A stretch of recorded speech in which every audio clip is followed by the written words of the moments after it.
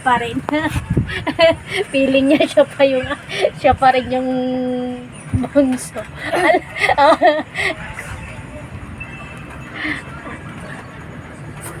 May naiba. Siya yung panganay sa kanila.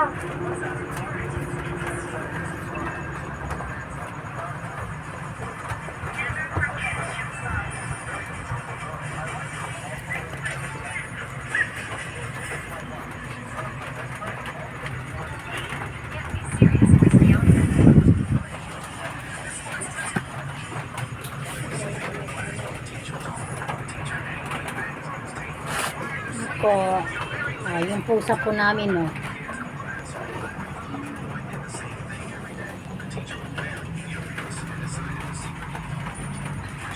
May naligaw na isa.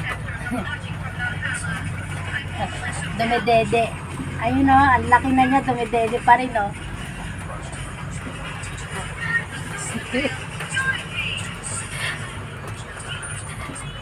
Ay, yung isa, ayaw dumede. Siya na pumalit, yung malaki.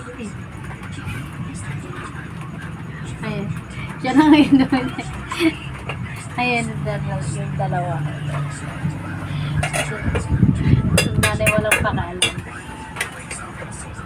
Oh, ayun, nakatingala lang yung nanay, oh. Oh.